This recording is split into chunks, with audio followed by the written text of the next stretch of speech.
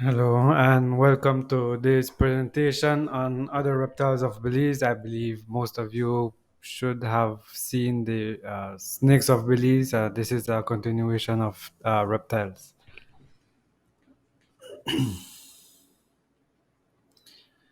So starting off with crocodiles, we have two crocodiles in Belize of the order Crocodilia.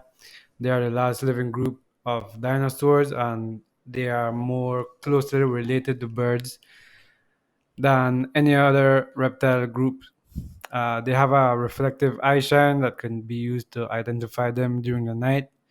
And globally, there are 23 living species, and Belize has two of them, like I mentioned. Issues that crocodiles come into in the human-wildlife conflict or illegal wildlife trade. They are sometimes taken as illegal pets. They may predate on domestic animals, especially if they are used to being fed by humans. They are present in some human use areas in waterways. They are found in ponds, canals, and they are victims of animal abuse. Now, the American crocodile, Crocodilus acutus from the family Crocodilidae. They have slender, elongated snout with a well-developed osteoderms, which are bony plates of skin that helps them for protection. They can grow up to 2.3 to 4 meters long, and their diet consists of aquatic invertebrates and vertebrates from terrestrial and aquatic vertebrates. They can be found along coastal settings such as mangroves, swamps, estuaries, and they occasionally swim upstream from rivers for many kilometers. Then we have the Morelet's crocodile, Crocodilus moreleti, from the same family, Crocodilidae, and they have a broad snout which is shorter than the American crocodile, and they can grow to from 2 to 3.5 meters. That should be sorry. Their diet again consists of aquatic invertebrates and terrestrial and aquatic vertebrates. And these are found mainly in freshwater lakes, rivers, ponds, and occasionally in brackish waters. And interestingly, there are reports, well, are hybridization does occur between the American and the Merlet's crocodile. So comparing the two species side by side, the American crocodile has a longer, slender snout than the more broad Merlet's crocodile. And also, the American crocodile has a pre-orbital hump, uh, hump that is in front of their eyes, between their eyes and their nose. That can clearly be seen from a distance while they're in the water, while the Marlet's crocodile does not have that pre-orbital hump or ridge. And then, while it is not recommended to identify crocodiles this way unless it's part of your job, the American crocodile has post-cloacal scutes that are more regular than the Marlet's crocodile, who have irregular scutes, post-cloacal scutes. Then moving on to the iguanas, family Iguanidae. These iguanas can be found from southwest United States to South America, including the Caribbean islands and the Galapagos Island in the Pacific. They have mid-dorsal spine-like scales and a visible skin fold below their chin, which is called a dewlap. And they are heavily hunted for food by humans, and we refer to them as bamboo chicken here in Belize, right? So issues that they get into are they can be hit by car while crossing the road. They are attacked by our domestic animals like dogs, and they are victims of illegal hunting, which occurs outside of the regulated hunting season. And uh, females with eggs are regarded as a delicacy here in Belize, but hunting these females with eggs is illegal as per the Wildlife Protection Act here in Belize. So a green iguana, the Latin name iguana, is the largest of our local lizards, and they have a longitudinal dewlap, meaning the dewlap comes from the underneath their chin, parallel to their body down to their throat. They have green with black bands, um, which is mostly the juvenile and females, while the males do turn bright orange during mating season, which is easily distinguishable. But there are some females that do um, exhibit orange color as well.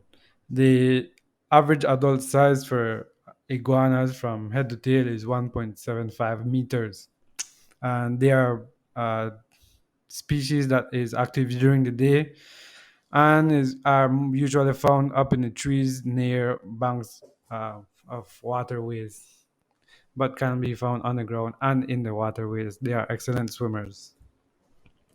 Then we have the spiny-tailed iguana, Stenosaurus similis. Here is known as the black iguana or the wish willy. And their dewlap is transverse, meaning they go from the left side to the right side of the face rather than parallel to their head. They have short muscular limbs, and how we can distinguish them from the green iguanas is that they are predominantly black with sometimes black bands on a gray background of skin.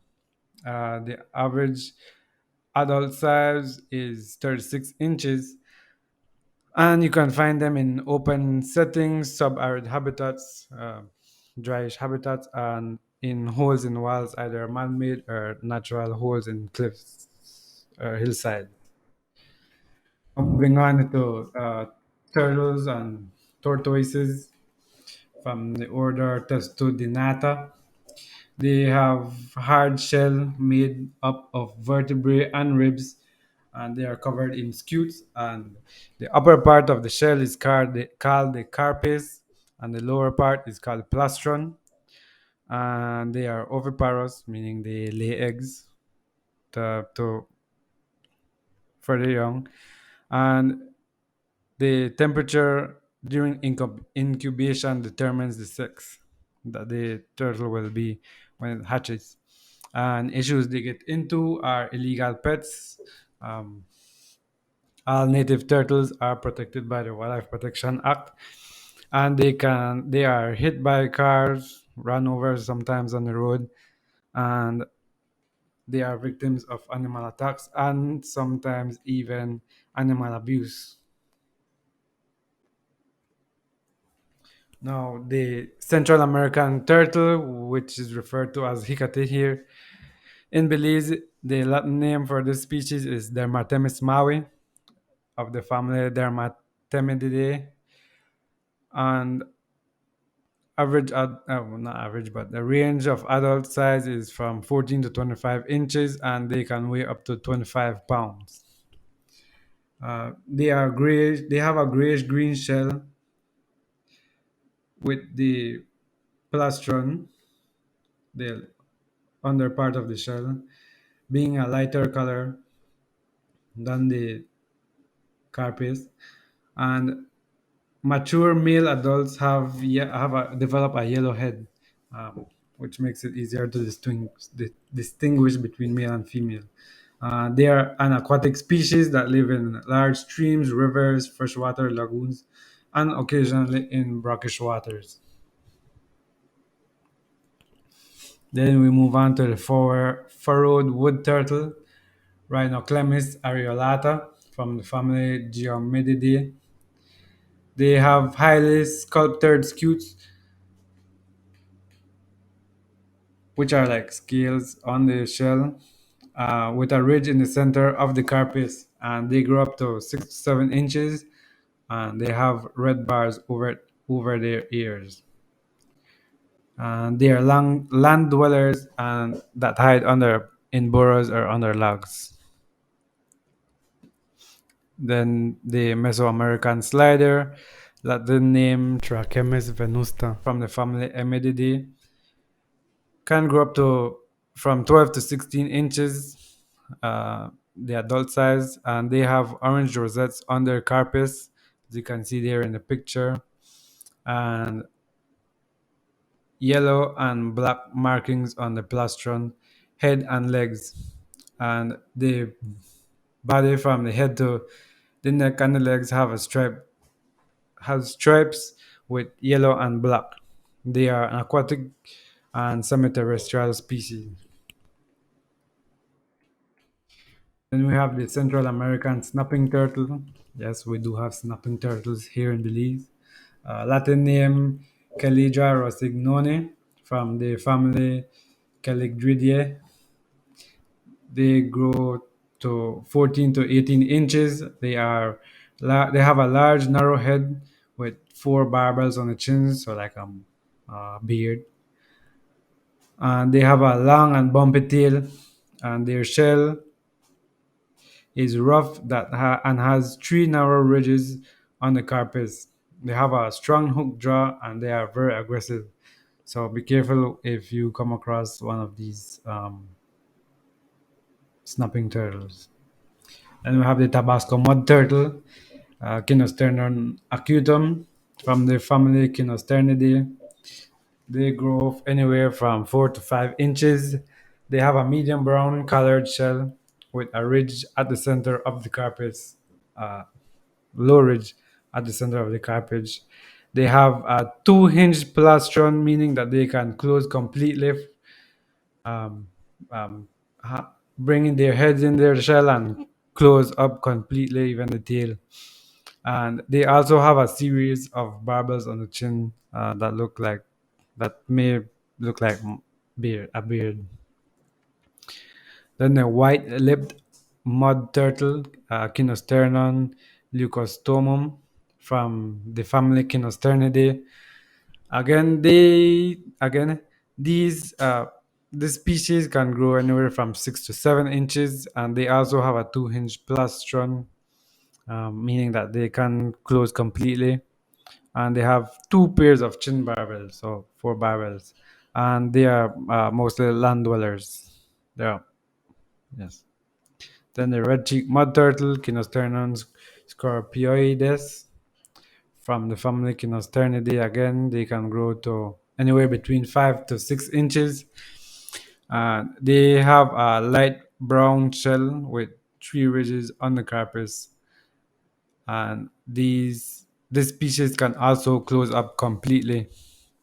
The head is a dark brown with red or orange spots on the sides of the head, and the tip of the tail has a horn spine. Then the narrow bridge musk turtle, Claudius angostatus, from the same family, Cernosternidae.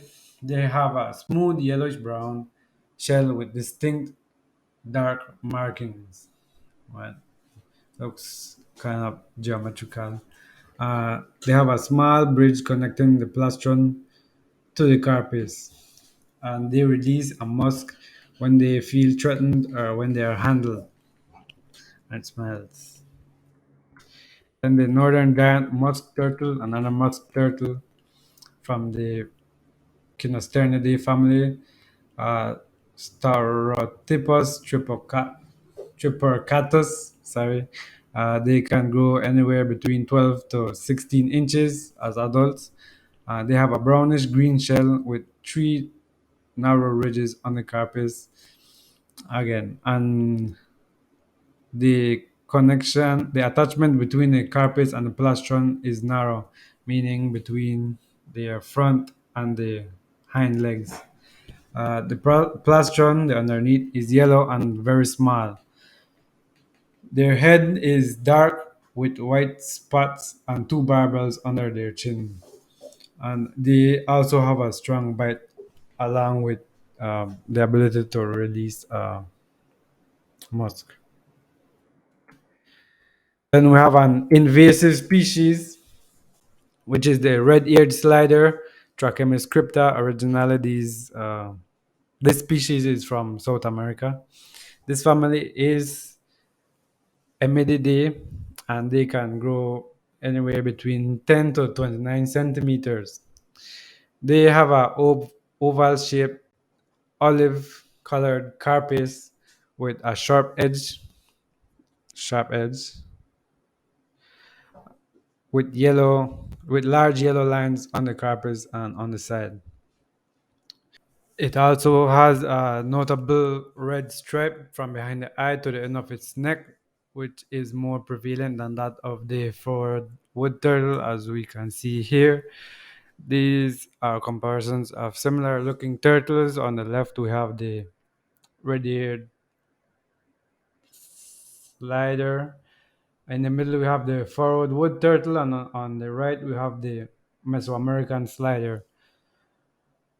So, from the front view, the red-eared slider has a darker uh, limbs than the furrowed wood turtle and the Mesoamerican slider.